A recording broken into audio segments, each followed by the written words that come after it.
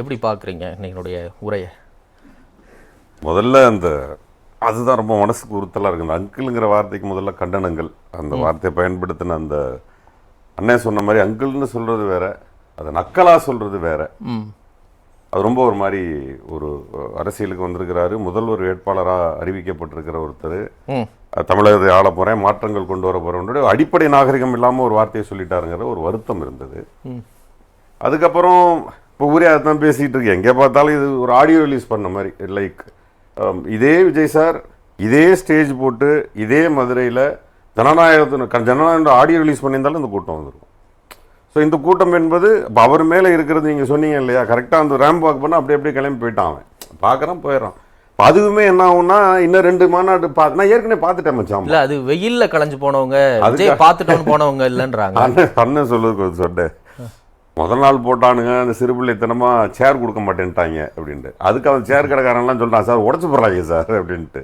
அடுத்து ஒன்று போட்டானுங்க ரூம் கொடுக்க மாட்டேங்கிறானுங்கன்ட்டு. அவனுங்க ஒன்று சார் ரூமுக்கு வந்தானுங்கன்னா பகல்ல சரக்கு போட்டு சேருக்கெல்லாம் அடிச்சு காலி பண்ணி போடுறானுங்க சார். எல்லா கட்சியும் தானே சார்? இல்லை நடந்ததை சொல்லிடுறேன். அதனால தான் நான் இன்னைக்கு ஒரு ட்வீட் போட்டேன், திமுக வேண்டுமென்றே 102 டிகிரி சென்டிகிரேட்டை அதிகரித்து விட்டது மதுரையில் தாவேகா மாநாடு நடக்கும். அது ரொம்ப குழந்தைத்தனமாக இருந்துச்சு. அது மாதிரி நிறைய விஷயங்கள் இருந்தது. இப்போ நம்ம மீண்டும் விஜய் சார் பேசுனதை பற்றி பேசுகிறோம், பட் அதை பற்றி நிறைய பேசுவோம்.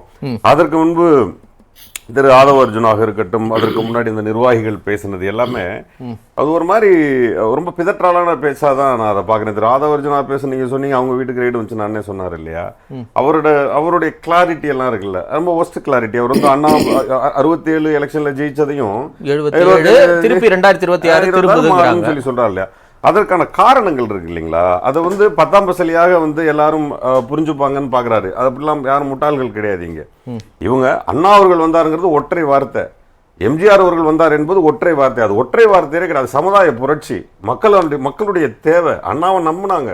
அதுக்கு நீதி கட்சி காலத்திலிருந்தே பெரியாரில இருந்தே இவங்க இந்த பிராமண ஒரு கூட்டத்திலிருந்து இதெல்லாம் விலகி கொண்டு வந்து காங்கிரஸ்ல இருந்து வெளியில வந்து ஒரு பெரிய வரலாறு இருக்கு. மக்கள் வெயிட்டிங் இதை தூக்கி போட்டு இன்னொருத்தனை கொண்டு வரணும். அப்போ சரியான தலைவனை தேர்ந்தெடுப்பதாக இருந்ததுன்னு வச்சுக்கோங்களேன்.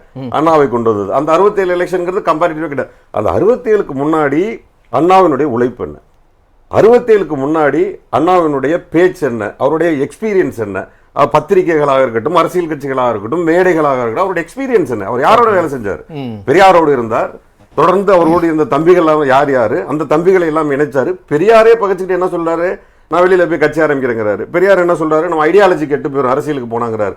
அரசியலுக்கு போகாம ஐடியாலஜி கொண்டு வர முடியாதுன்னு சொல்லி வெளியில வராரு அண்ணா. இந்த மாதிரி ஏதாவது அரசியல் ஃபேக்டர் இருக்கு இப்போ இருக்கு. அடுத்து எம்ஜிஆர் அவர்கள், அப்படிப்பட்ட அண்ணாவின் தம்பிகளாக 2 பேர் அறியப்படுறாங்க, ஒருத்தர் கலைஞர், இன்னொருத்தர் எம்ஜிஆர். அந்த எம்ஜிஆர் வெளியில் சொல்லும் போது அண்ணாவினுடைய தம்பிகளை பாதி கலைஞர் வைத்துக் கொண்டார், பாதி எம்ஜிஆர் வைத்துக் கொண்டார். அவர் 77 ஜெயிச்சது ஒன்றும் பெரிய ஆச்சரியம் கிடையாது. ஏன்னா மக்களை அவர்கள் கூட்டி சொன்னார். ஏன்னா அவங்க மக்களோட இருந்தார்கள், மக்களுக்காகவே உழைத்தார்கள், மக்கள் தான் உங்களுடைய நீடா இருந்தது. நீங்க வந்து எவ்வளவு நாள் ஆச்சு, இதுக்கு முன்னாடி மக்களுடைய போராட்டங்கள் என்னென்ன அட்டன் பண்ணீங்க, கலைஞருடைய மற்றும் எம்ஜிஆருடைய ஒட்டுமொத்த இதற்கு முன்பு அவர் அரசியலுக்காக உழைத்த உழைப்புகள் இருக்குல்ல, அதுல ஒரு 4 சொல்லுங்க பாப்போம். இல்ல இப்ப அவங்க என்ன சொல்றாங்க, இப்ப அதிமுகவினர் எல்லாம் தாவேகனவினரா மாறிட்டாங்க, அதிமுகவுடைய அரசியல்ங்கிறது வந்து தீவிர திமுக எதிர்ப்பு, அந்த இடத்தை நோக்கி இவங்க நகர்றாங்க. அதனாலதான் வந்து அதிமுகவை ரொம்ப புகழ்ந்து பேசுறது, எம்ஜிஆரோட மாஸ் என்னன்னு தெரியுமா, ஒரு காலம் வரும் என் கடமை வரும், இந்த கூட்டத்தின் ஆட்டத்தை ஒழிப்பேன், இன்னைக்கு எம்ஜிஆர் பாடல் வரிகள் அவர் பாடுறாரு மேடையில. அந்த இடத்தை நோக்கி நகர்றாருன்னா நீங்க அவர் ரொம்ப அண்டர் எஸ்டிமேட் பண்றீங்க. அந்த இடத்தை நோக்கி எல்லாம் அவர் ஒன்றும் நகரலைங்க. இப்படி ஒரு மீட்டிங்க்கு அதிகமா பயப்பட வேண்டியது ஏடிஎம்கே காரங்க தான். அந்த தொண்டர்கள் தான் பயப்படணும். ஆக்சுவலா திமுகவுக்கு இதுக்கு சம்பந்தமே கிடையாது. பயத்தை உண்டாக்குறாரு. பயத்தை யாருக்கு உண்டாக்குறாருங்கிறத நான் சொல்லிடுறேன். அதிமுக காரர்களுக்கு உண்டாக்குறாரு. அவங்க பயந்துட்டு போட்டோம், அது நமக்கு தேவையில்லை.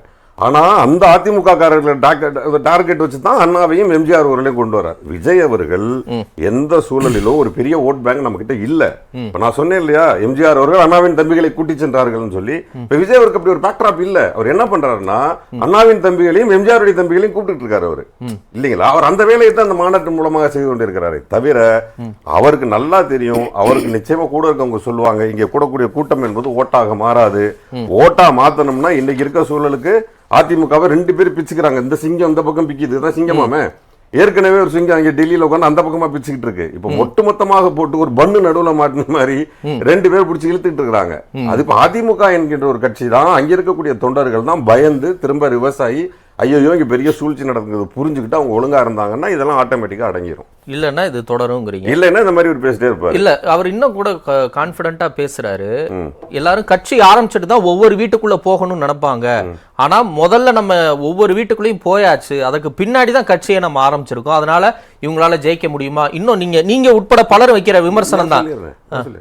வீட்டுக்குள்ள போகாமலா சிரஞ்சீவி ஒரு அரசியலுக்கு வந்தாரு, வீட்டுக்குள்ள போகாமலா கமலஹாசன் ஒரு அரசியலுக்கு வந்தாரு. இவர் நடிகர் திரு சிவாஜி கணேசன் அவர்கள் அரசியலுக்கு வரும்போது என்ன கூட்டங்க, என்னங்க ஆச்சு, எங்கே போனாரு? திரு டி ராஜேந்தர் அவர்கள் எங்க எல்லாருமே வீட்டுக்குள்ள இல்லைங்க, பாத்ரூம் வரைக்கும் போனவங்க தான். நான் சொல்றது செல்போன்ல வரைக்கும் படம் பார்க்கறத சொல்றேன், போனவங்க தான். அதெல்லாம் ஓட்டா மாறிடுமா? ஓட்டா மாறின வரலாறு எங்கேயாச்சும் இருக்கா சொல்லுங்க? அப்பெல்லாம் மாறவே மாறாதுங்கிறீங்க. ரைட். 234 தொகுதிகளிலையும் நான் தான் வேட்பாளர். 2026 திமுக தவிக இடையே போட்டி எப்படி பாக்குறீங்க?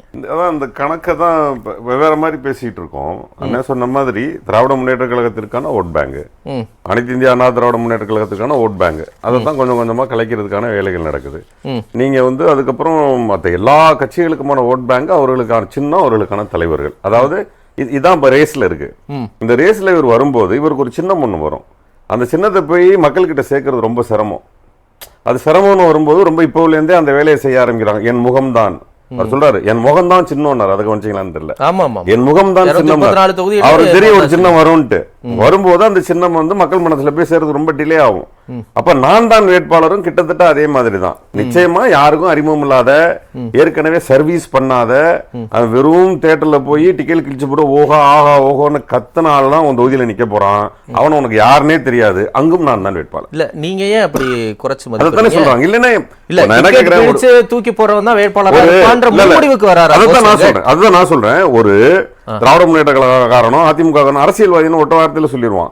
அவன் என்ன பண்றான்னா ஒரு கிளை கழகத்திலிருந்து பகுதியிலிருந்து அந்த ஏரியாவில் நிறைய நல்லது கெட்டதுன்னு மக்களோட பழகி நிக்கிறான். நீங்க மெட்ராஸ்ல இருந்து நீங்க அறந்தாங்கிக்கு வந்தீங்கன்னா அந்த அவன் உங்களுக்கு தெரியாது. ஆனா அறந்தாங்கிக்காரன் அவனுக்கு தெரியும். யாது அவன் எம்எல்ஏ கிடையாது, இன்னும் எம்எல்ஏ ஆகல. அவன் எம்எல்ஏ ட்ரை கூட பண்ணிட்டு இருப்பான். ஆனா அதுக்கு முன்னாடி கிட்டத்தட்ட 25 வருஷமா சர்வீஸ் பண்ணிக்கிட்டு இருந்திருப்பான். ஆனா இதே விஜய் கட்சியில் வேட்பாளராக நிக்க போறவனுக்கு சர்வீஸ்க்கும் சம்பந்தம் இருக்காது. அதைத்தான் அவர் சொல்றாரு, அங்கே நீ என் முகம் தான். இப்ப இவர் பாய் பேசினாரு, அவங்க பேசினதுல இருந்து எல்லாரும் பேசினதுலயும் பாத்தீங்கன்னா ஒரே ஒண்ணு மட்டும்தான் இருக்கு, நான் முதலமைச்சராயிடணும். அவர் அதுதான் இருக்கே தவிர முதலமைச்சர் ஆனா என்ன பண்ண? அண்ணன் கேள்வி கேட்டாரு, ஒரு மாநாடை எதுக்கு பயன்படுத்துறோம்? இது வரைக்கும் எத்தனை மாநாடுகள் பார்த்திருப்பீங்க? என்ன கொள்கை, மக்களுக்கு என்ன பண்ண போறோம், கலை சார்ந்த ஆட்கள், பேச்சாளர்கள், எழுத்தாளர்கள், கவிஞர்கள், அவர்களை கொண்டு ஒரு மாநாடு மேடை நிரப்பப்பட்டு என் கட்சியினுடைய தகுதி இதுன்னு ப்ரூவ் பண்றதா மாநாடு. இல்ல இன்னைக்கு ஒண்ணு சொல்ல, இது ஆடியோ ரிலீஸ்ல மட்டும்தான் 4 பேர் லபலிபன் கத்துன்னு போவான், கடைசியா ஹீரோ வந்தானே டபான்னு எல்லாம் ஓஹோன்னு கத்துவாங்க. அவர் 2-3 வசந்த பேசிட்டு போயிடுவாரு. கிட்டத்தட்ட அந்த மாதிரி தான் இது இருந்தே தவிர மாநாடு என்பது இதே திராவிட முன்னேற்ற கழகத்தினுடைய மாநாடோ இல்ல அண்ணா திராவிட முன்னேற்ற அண்ணனுடைய அண்ணன் சீமான் அவர்கள் எது பாத்தீங்கன்னாலும் அங்கே ஒரு பரதநாட்டியம் இருக்கும், அங்கே ஒரு கரகாட்டம் இருக்கும், அங்கே ஒரு கவிஞர் இருப்பார். எல்லாம் சொல்றேன், அதை முன்னிறுத்துவதுன்னு ஒண்ணு இருக்கு இல்லைங்களா? நம்ம என்ன பேக்ட்ராப் பண்ணிருக்கோம்? பேச்சாளர்கள் மட்டுமே எத்தனை பேச்சாளர்கள் பேசுவாங்க, அந்த அத்தனை பேச்சாளர் என்ன பேசுவாங்க? மக்களுக்கும் எனக்குமானது என்ன, என் தலைவன் என்ன செய்வான்னு பேசுவாங்க. அது எதுவுமே பேச. இந்த இடத்துக்கு தான் நான் வரேன். இதை பலரும் சொல்லுவாங்க, அவரே இன்னைக்கு சொல்றாரு. இவங்க எல்லாம் கேட்கறாங்க, புசியானந்த பக்கத்துல வச்சுக்கிட்டு இவரால என்ன பண்ணிட முடியும்னு. அதெல்லாம் ஒண்ணும் மக்களுக்கு தெரியும் யாரு என்ன. அவர் யாரை வேணா வச்சுட்டு பண்ணட்டும் சார். அப்போ புசியானந்த் என் முகம் மட்டுமல்ல, புசியானந்த் முகத்தையும் சேர்த்து 234 தொகுதியும் நானும் புசியானந்த் நிக்கிறோம்னு சொல்லலையே, என் முகம் தானே சொன்னாரு. அப்ப புசியானந்த் நம்பலன்னு தானே அர்த்தம்.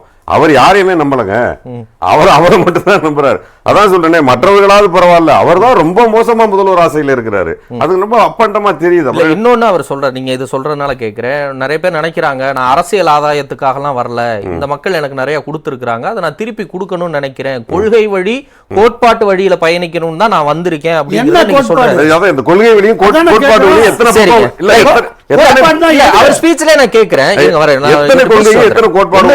விஜய் என்ன புதிய திட்டம் வைத்திருக்கிறார்கள் என்கிறார்கள், திட்டங்களை அறிவிக்கிறேன்.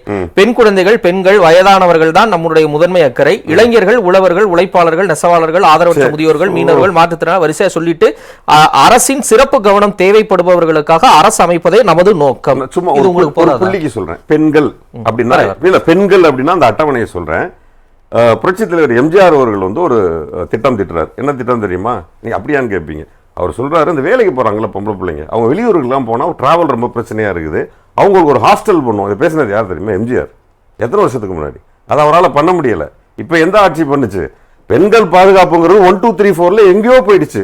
போய் விடுபட்ட திட்டங்கள் இருக்கு இல்லையா, அதற்கு முன்னாடி முதல்வர்கள் அவங்க எல்லாம் விடுபட்ட திட்டங்கள் எல்லாம் திராவிட முன்னேற்ற கழகம் பண்ணிட்டு இருக்கு. அந்த திட்டத்தை தான் எடுத்து முதல்வர் எடுத்து தூசி தட்டி இன்னைக்கு வந்து வேலைக்கு போற பெண்களுக்கான அந்த ஹாஸ்டல்ஸ் பண்ணிட்டு இருக்காங்க. நான் சொல்றது பெண்கள் பொதுவானது இல்ல, பெண்களுக்கு என்னென்ன நெசவாளர்கள், உழைப்பாளர்கள் எவ்வளவு பிரச்சனை. சரிங்க, இது நான் திரைக்கலைஞர் போஸ் வெங்கட்டுக்கு அப்பாற்பட்டு கேட்கிறேன். நீங்க திமுக நிர்வாகிங்கிறதுனாலதான் விஜய் மேல இப்படி எல்லாம் ஒரு புகார் வைக்கிறீங்க, திமுக செய்யும் விஜய் செய்யாது அப்படின்னு சொல்ல வர்றீங்க. இன்னும் பல காலமா சொல்லிட்டு இருக்காங்க. என்ன பதில் சொல்றீங்க? அவங்க சொல்லட்டும். என்ன பொறுத்தவரை ஒரு விஷயம் தான் நான் கேட்கும் பொழுது, இப்போ ஒரு கேள்வி கேட்டேன்ல, இந்த கேள்வி போய் சேர்ந்திருக்கும்ல, இந்த கேள்வி சேர்ந்திருக்கும்ல, பார்த்துட்டு தான் இருக்காங்க. ஆமா, அதுக்கு நடிகர், இயக்குனர் எல்லாத்தையும் மீறி மக்கள் மீது அக்கறை இருந்து என்னைக்கு பொது வாழ்க்கைக்கு எவன் வந்தாலும் அவனுக்கு இந்த நடிகர் இயக்குனர்லாம் மேட்டர் இல்லை. மக்களுக்கு என்ன நம்ம சொல்லணும், அது அண்ணன் பொய் சொன்னார்னா நான் பொய் சொல்லணும், அண்ணன் உண்மை சொன்னார்னா ஆமான்னு அதை ஒத்துக்கணும். அங்கே ஆப்போசிஷன்லாம் கிடையாது, அதெல்லாம் கிடையாது. என்னை பொறுத்த வரைக்கும் இப்படி பொத்தாம் பொதுவாக பேசுவதில் எனக்கு பெரிய உடன்பாடு. அடிக்கடி சொல்றாங்க, இப்ப சொல்றாங்க ஊழல் ஊழல் ஊழல்ங்கிறாங்க.